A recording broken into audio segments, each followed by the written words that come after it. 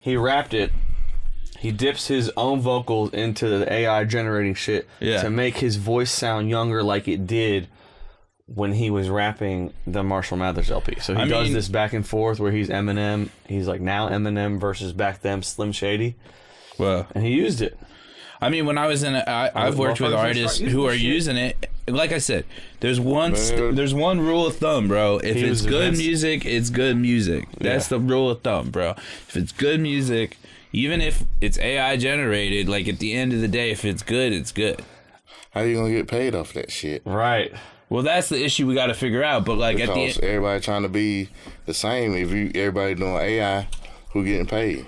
That's the problem. Well, like for instance, if Eminem's using AI on his project, he's getting paid. That's an artistic choice. He's still getting paid. Then look how many people gonna bite it. Right. No, I'm saying if you using Eminem's name and likeness on your record, Eminem's still gonna get paid. Yeah, I know if that. it's an imaginary, if you come up with a Joe Schmo AI artist, I don't know who gets paid. Is this rolling? Yeah, we're good whenever. This is episode 10. Hey, we already started. Yeah, we're in episode 10, but this is fascinating because, I mean, I think cream of the crop, like, there's always, if we're going to... Season 1. There's always things in the music industry that are changing. You know what I mean? Right. There's always things that we're fighting. But at the end of the day, if it's good and if it's, you know, if people are using this as a tool that's helping their project, who am I to say you can't or can't do that or that? You know what I mean?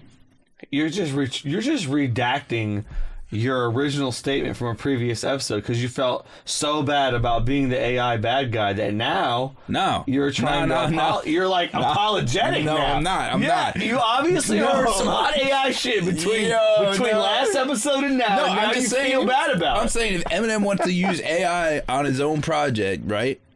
Then he has the right to do that. That's all I'm saying. There's levels to it because obviously I'm resisting this shit. Totally. But my point right now is good music is good music. Awesome. You know what? Your new stage name is John Connor. Why, bro? Because John Connor is the character that the future robots at Terminator are trying to come back and kill. Because he's the only one that can lead the resistance against the artificial intelligence. That's me, dude. What's So that? you're John Connor. You're the John Connor of music.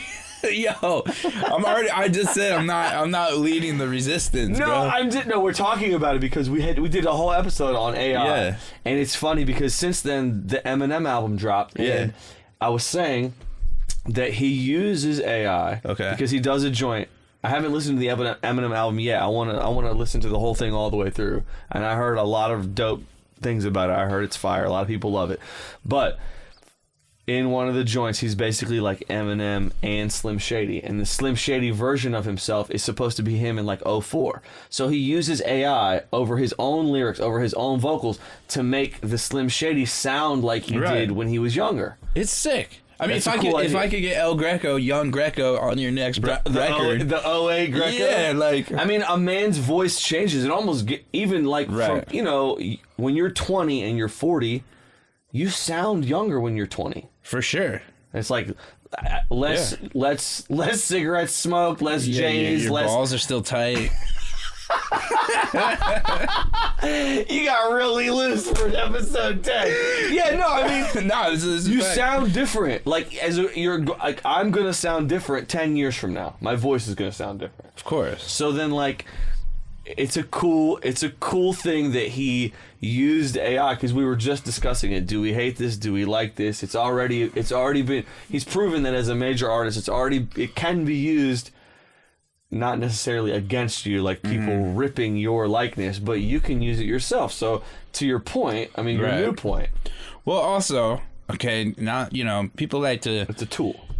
These podcasts are about all things, right? Yeah. So, like, from a spiritual aspect, right? I think I've been thinking about this. It's like, are we playing God too much? You know, this idea I can go back in the past. I can go in the future. Like, I can, you know, have a kid without a woman. You know, like, whatever it is. Right. Part of me is, like, afraid that, like... You don't like that.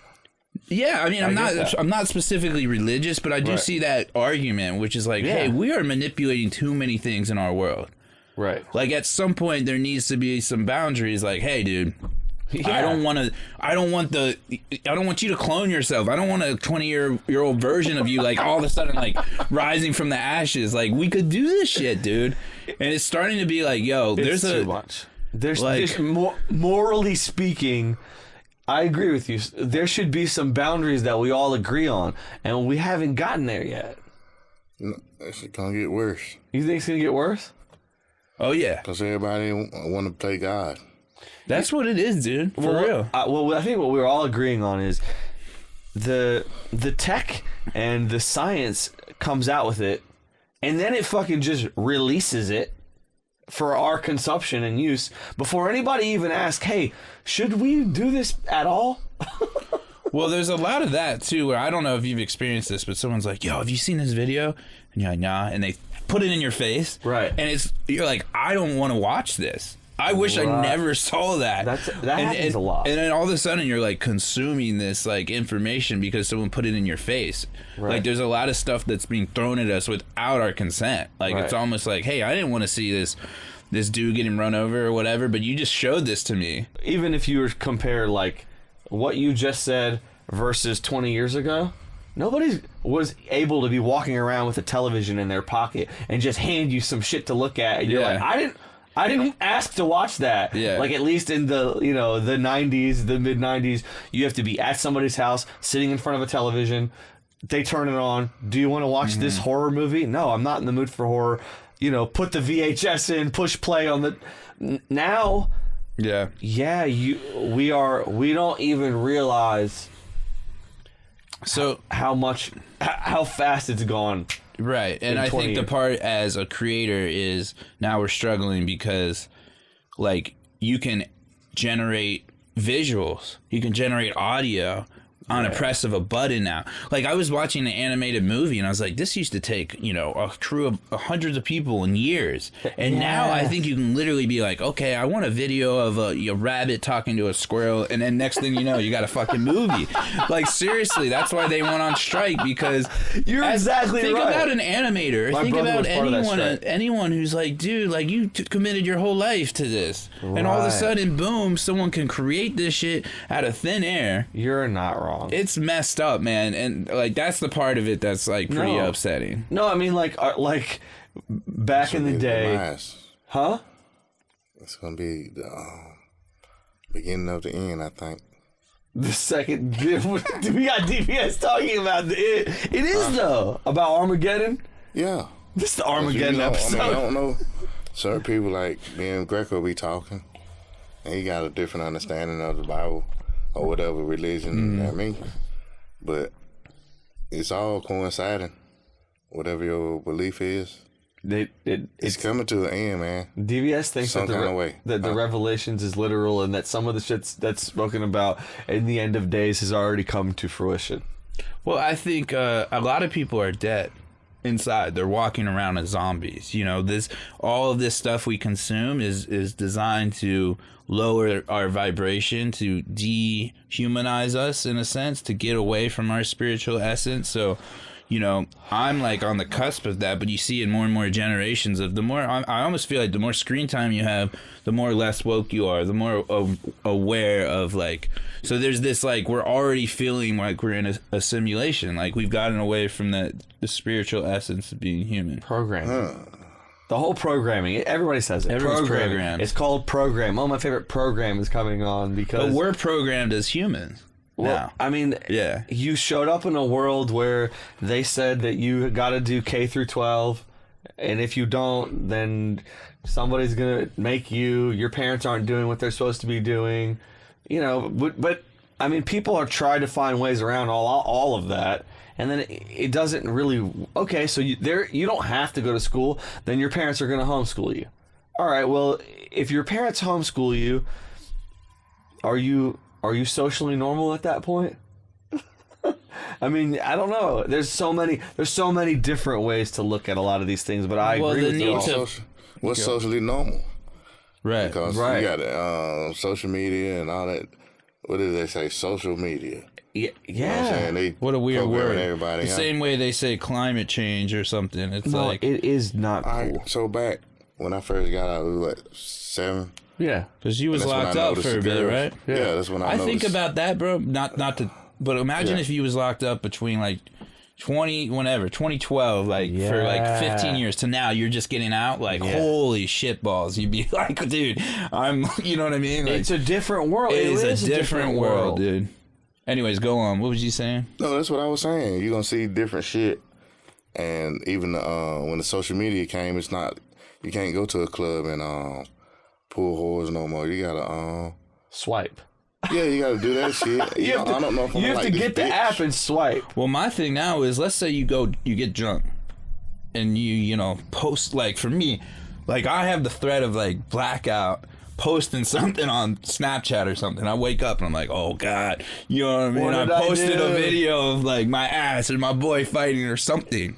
Yeah. Now like that's a huge issue. Like you just like you got to be real. There's no privacy. No privacy. Everyone's watching us all the time. So if there is a they, and they being whoever, the federal government, the powers that be, whoever's trying to control the masses, if there's so many of us, then the argument is they have to have some sort of control over us.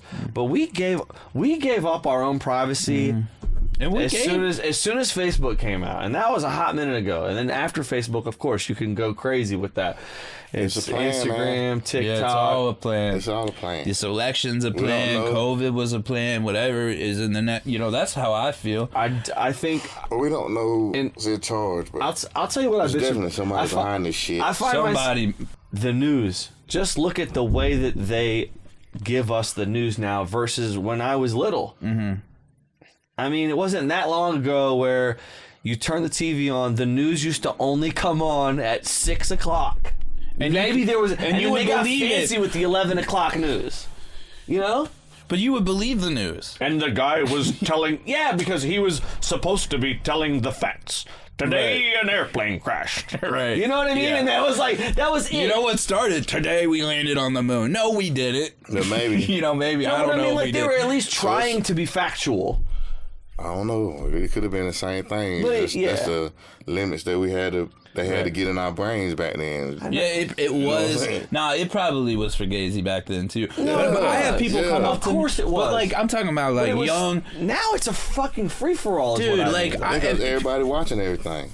There's 24-hour news shows for every kind of news that you want. If you're a Republican, you can watch Fox News. If you're a Democrat, you watch CNN. If you don't care, then you put C-SPAN on. Yeah. I mean, I don't know. If you don't watch the news, be like, man, fuck that shit. But I heard Cameron Mace talking about something. Let me look at that. They tell the news. Yeah. You know what I'm saying? You got news from our every generation phone. is getting news. I'd rather get my news from Jon Stewart and The Daily Show than Yeah, but I'm saying, I'm even going below that. Like, people are getting their news from TikTok. Like, a majority of people under the age of 25 are getting their news from TikTok.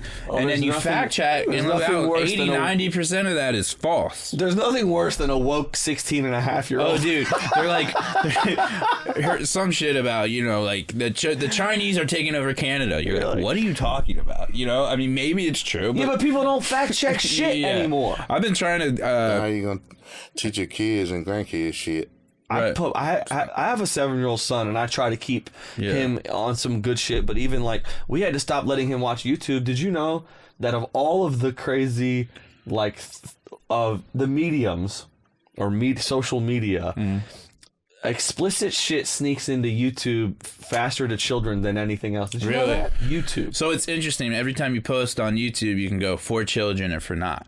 And I say for not because then you can get comments on it. Right. But I don't know. I think it's a weird question. So like, a lot of parents don't know that. I had to basically cut him. We cut him off of YouTube because it was like he was learning shit off of. Well, I don't know. You're saying there were subliminal messaging? No, not even that. Like the way in which it's being monitored is not. It's not really. So, you know, and when you watch it, you know how it is. You ever gone down a YouTube rabbit hole? Related.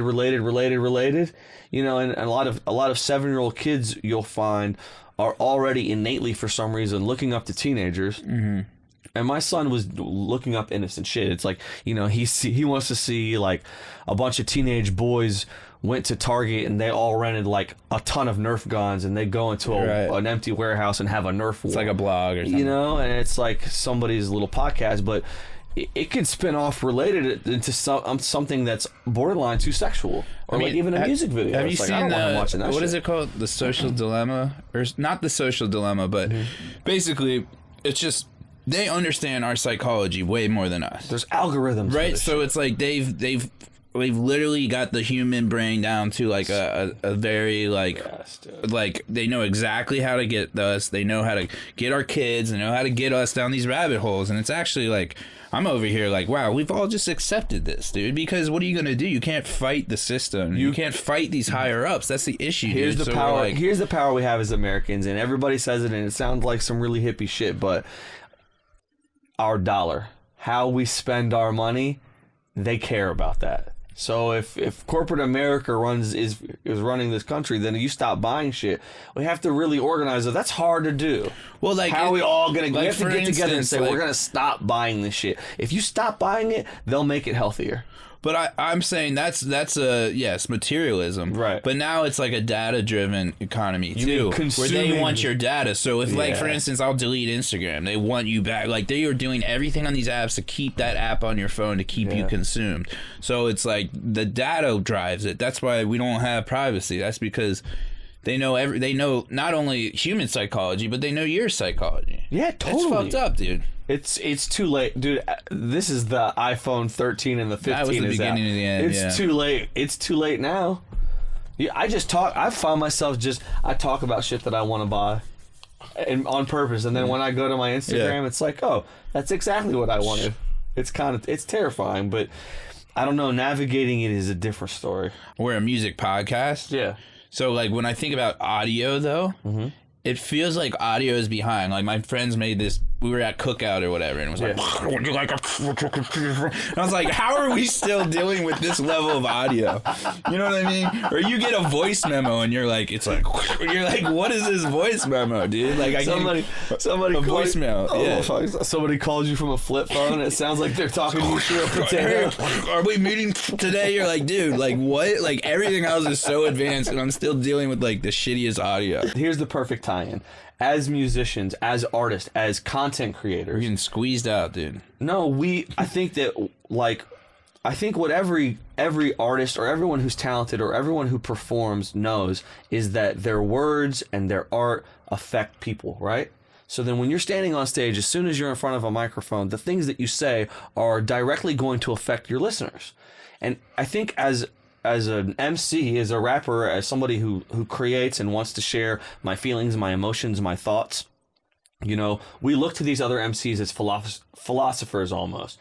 Or like some of them are like little small social leaders to us. You know, they're like our mini Martin Luther Kings and Malcolm X's. Like artists. I'm talking about really rappers to bring it, or all artists, right? So what bothers us immediately off top is politicians. Because, you got in front of the mic, and instead of making people feel like the way that you felt when you were in love, or that when you wrote that song about your kid, or anything, like, you know, they're saying lies. Or we can see through their bullshit because they're in front of the mic to sway people to get them in office, to put them in a position of power. Okay, but we want you in that position of power so that once you get the power, you do something that benefits all of us. So then you take somebody like, to me, I mean, I can't even help but talk shit about Donald Trump. I'm not, this is not meant to be political, but it's like, to me, I can see that it seems as if he's selfish. He doesn't care. He's a narcissist and he's a master manipulator. So, it blows my mind how he has so many followers. Listen to this. It says, the plan is based on an interpretation of the unitary executive theory, arguing that Article 2 of the U.S. Constitution vests executive power solely in the president. Oh, right. A utilitarian. Project 25 proposes that all Department of State employees in leadership roles should be dismissed by the end of 2025. Well, I don't know if that's... No, it said January 20th, 2025. Here's one. I mean, we're heading in that direction. They've been talking about that shit. Yeah, we're heading. That's why democracy's at huge risk right now. Here's something that our forefathers could have never planned for, and they were smart dudes, I think. Even though whatever they wrote the Constitution, that was a long ass time ago. They could have never had so much forward thinking that they would have known that even what social media was or what an app was. And now, I mean, when Donald Trump was president, he was using his Twitter.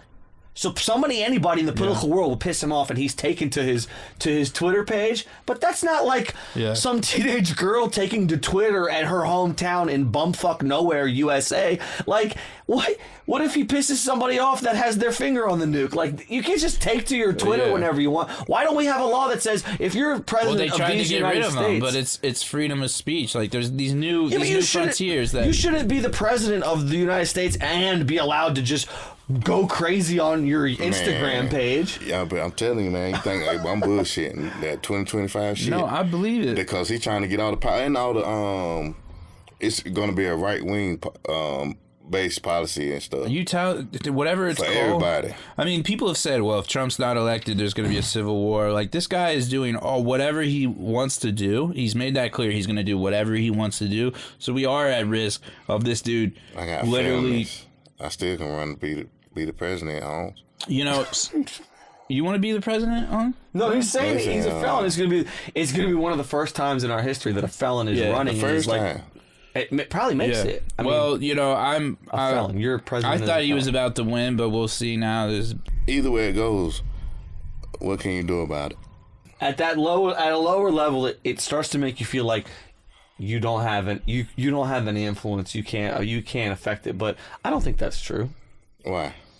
I think one of the everybody not gonna stick together first of all because you got people thinking this, believing this, and you got people believing this, and you can't bring everybody together to try to look. form. Ready? Let's bring it complete full circle. I think one of the reasons that I personally love music so much is that last great things about the American dream to me is that you can still go from rags to riches, and once you do that, look. Here it is. What's the line? I couldn't give back to the poor if I was one of them. So I became rich and gave back to me. That's the win-win.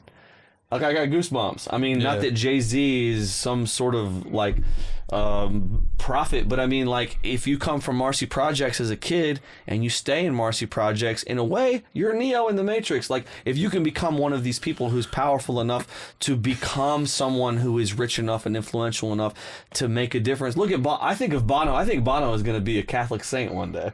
He's a superstar, but he used to be a normal dude, and he just is a good person who gives a fuck. So if you can be one of those people who you don't even have to be rich and powerful, you could just be famous. I mean, well, that's one of the cool things about music is there's still this, like, hey, I can actually make it out. Like, if you have the talent, you know, that's why I think it's important that there's still opportunity for young artists to really be seen and heard for their talents, you know, because we have to keep that dream alive. The soapbox. It's still a soapbox. Look, we got political for a second, but we meant it. Like, when you're standing in front of a group of people and you're saying something, what the fuck are you saying to them?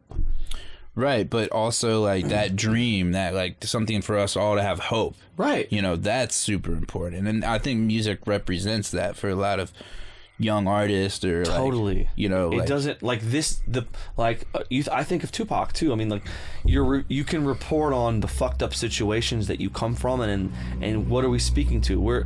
I mean, like, even Pac himself, it's kind of prolific when he said it. I think he said it in an interview. He's like, look, I know that, you know, not everyone is gonna like what I'm saying, but he's like, if my music is hot, he's like, right now there are white kids and totally different, that come from totally different walks of life in these United States that are going to really love my album. He's like, and one day they're going to grow up, and they're going to grow up and they're going to be adults.